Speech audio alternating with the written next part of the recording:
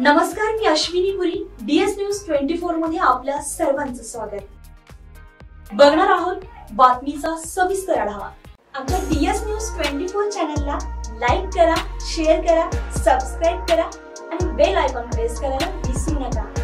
पारनेर तालुक्यातील दुष्काळी गावांना पाणी मिळालंच पाहिजे. पारनेर तालुक्यातील दुष्काळी गावांना पाणी मिळालंच पाहिजे. गेल्या 40 वर्षांपासून पारनेर तालुक्यातील दुष्काळी गावांना शेतीसाठी कुकडी प्रकल्पातून हक्काचं पाणी मिळावं अशी मागणी दुष्काळग्रस्त जनता मागणी करते.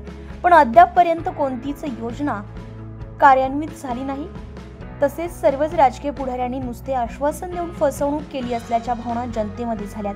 त्यासाठी दुष्काळी गावांना हक्काचं पाणी मिळण्यासाठी भूमिपुत्र शेतकरी संघटनेने पाण्यासाठी लढा उभा केला आहे. तसेच दुष्काळग्रस्त भागातील जनतेच्या जिव्हाळ्याचा हा प्रश्न हातात घेत भूमिपुत्र शेतकरी संघटना आता पूर्ण ताकदीनिशी मैदानात उतरली आहे. नुकतेच पारनेर तालुक्यातील कान्हूर पठार येथे भूमिपुत्र शेतकरी संघटनेच्या वतीनं कृती समितीची बैठक संस्थापक संतोष वाडेकर यांच्या अध्यक्षतेखाली संपन्न झाली. यावेळी दुष्काळी गावागावात गाव तिथे कृती समिती स्थापन करण्याचा शुभारंभ कान्हूर पठार येथून करण्यात आलाय. आता दुष्काळग्रस्त गावागावात गाव तिथे कृती समिती स्थापन केली जाणार आहे. त्यामुळे पाणी प्रश्न आगामी काळामध्ये अधिक तीव्र होणार आहे. यावेळी भूमिपुत्र शेतकरी संघटनेचे पदाधिकाऱ्यांसह शेतकरी मोठ्या संख्येने उपस्थित होते.